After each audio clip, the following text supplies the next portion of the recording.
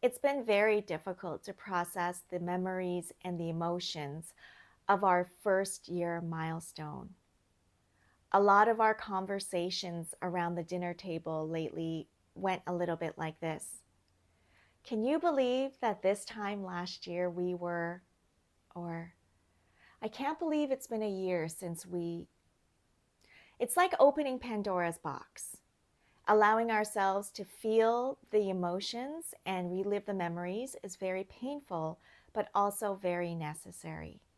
But after the smoke clears and the dust settles, at the end of the day, what we long for is hope. Let's continue our story. People generally think that a family's time in the ICU is the darkest and most terrifying experience of the journey. And for some, it is. But for us, our week in the ICU felt more like a dream rather than a nightmare. It's not because it was all puppies and rainbows, but because we have clear snapshots of events embedded in our memories, but the events just don't line up. There's a strange disconnect. It's like having pieces of a puzzle, but you can't put them together because they're all from different puzzle boxes. In the ICU, we experience deep, palpable pain, unlike anything we have ever felt before. But in the middle of that, there were sprinkles of joy. And yes, this is possible because joy and pain do coexist. It's a strange yet powerful dichotomy, and those who get it really get it. Dare I say, there was goodness in the ICU. Goodness. It's not a word we use very often, but Jennifer uses it a lot when she talks about food. Let's add some avocado goodness to this salad. Goodness, my new favorite word. There was goodness all around us in the ICU. Let's start with the most obvious.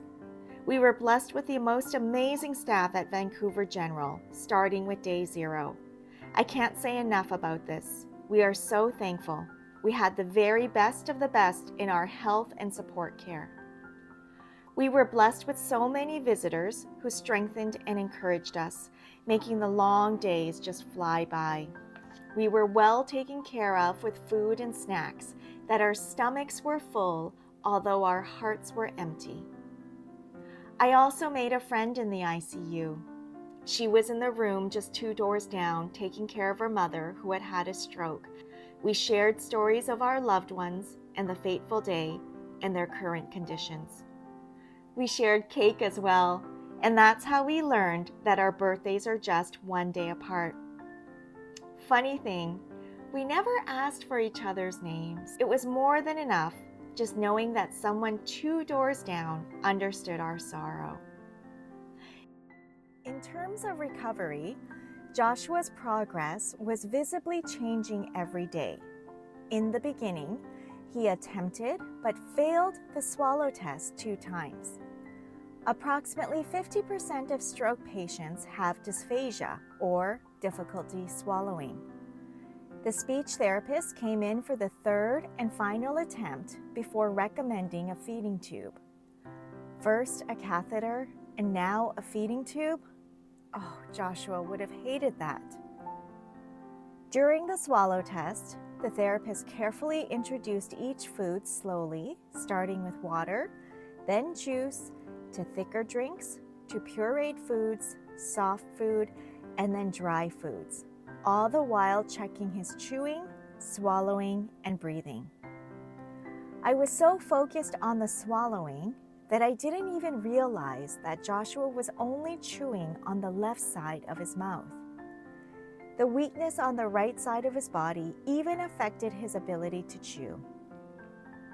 Thankfully, he passed the swallow test. At Vancouver General Hospital, they give you the patient's menu the day before so you can choose from a few options. This allowed me to intentionally choose food items that would be easier to pick up and eat. Picking up food, bringing the food to his mouth, chewing and swallowing took a great deal of focus and determination. We didn't know what neuroplasticity was or how hard Joshua's brain was working to rewire itself. We just thought it was so cool that he could peel a banana and peel an orange all by himself. There were so many more moments of goodness, but the best one, the icing on the cake, if you will, is when our kids blessed me with a birthday surprise in the ICU, and my husband, who could only say a few words, started singing happy birthday just 4 days after a massive stroke. True, he kept singing happy birthday to Joshua instead of to Esther, but the laughter that followed was another slice of goodness.